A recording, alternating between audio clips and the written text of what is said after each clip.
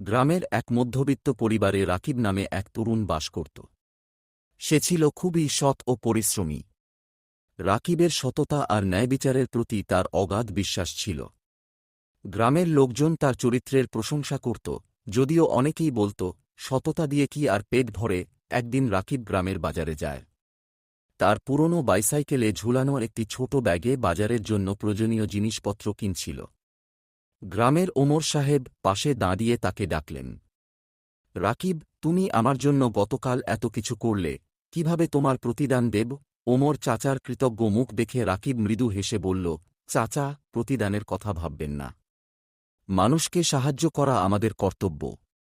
এক পাশ থেকে আরেকজন লোক বলল, রাকিব, তুমি এত ভালো ছেলে, কিন্তু নিজের অবস্থার কথা ভাবো।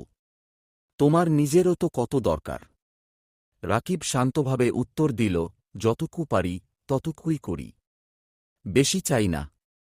আল্লাহ ভরসা। বাজার থেকে বাড়ি ফেরার পথে রাকিব রাস্তার পাশে একটি কালো চামড়ার ব্যাগ পড়ে থাকতে দেখে। কৌতূহলী হয়ে ব্যাগটি খুলতেই ভেতরে দেখে মোটা অঙ্কের টাকা আর একটি ভিজিটিং কার্ড। মুহূর্তের জন্য তার মনে হল, এই টাকা দিয়ে কত কিছু করা যায়।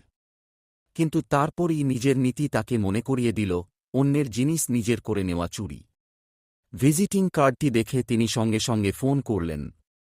অপর প্রান্ত থেকে একজন ভারী গলার মানুষ ফোন ধরলেন। হ্যালো, আপনি কি হাবিব সাহেব? আমি আপনার টাকার ব্যাগ পেয়েছি। হ্যাঁ, আমার ব্যাগ। তুমি কোথায়? উত্তেজিত কণ্ঠে জিজ্ঞাসা করলেন তিনি। ক্ষণ পর হাবিব সাহেব গ্রামে এসে রাকিবের সঙ্গে দেখা করলেন। রাকিব ব্যাগটি তার হাতে তুলে দিল। ব্যাগে একটি টাকাও কম ছিল না। হাবিব সাহেব অবাক হয়ে বললেন, তোমার মতো সৎ ছেলে এখনকার দিনে খুব কম দেখা যায়।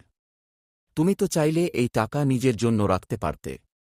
রাকিব মৃদু হেসে বলল, অন্যের জিনিস নিজের করে নেওয়া আমার নীতিতে নেই। হাবিব সাহেব বিস্মিত হয়ে রাকিবের দিকে তাকিয়ে রইলেন। তার সততা এবং সরলতা দেখে তিনি গভীরভাবে মুগ্ধ হলেন। পরদিন সকালে হাবিব সাহেব একটি চিঠি ও একটি বড় অঙ্কের চেক নিয়ে রাকিবের বাড়িতে এলেন। দরজায় দাঁড়িয়ে তিনি বললেন, তোমার সততা আমাকে মুগ্ধ করেছে। আমি চাই তুমি আমার ব্যবসায় আমার সহযোগী হয়ে কাজ কর। এ চেকটি তোমার পুরস্কার। রাকিব বিস্মিত হয়ে বলল, আপনার ব্যবসায় আমি কি পারব? হাবিব সাহেব বললেন, সৎ লোকের চেয়ে বড় যোগ্যতা আর কিছু হতে পারে না। রাকিব এই প্রস্তাবে রাজি হয়ে গেল। ধীরে ধীরে তার জীবন বদলে গেল। রাকিবের সততার পুরস্কার শুধু টাকা পয়সায় সীমাবদ্ধ থাকল না, গ্রামের সবাই তাকে নতুন চোখে দেখতে লাগল। কিছুদিন পর রাকিব তার নতুন দায়িত্বে কাজ করতে শুরু করল। তার পরিবার আর্থিক সচ্ছলতায় এল। ছোট বোন রীতা এখন স্কুলে যায়। রাকিবের সততার গল্প গ্রামে ছড়িয়ে পড়ল।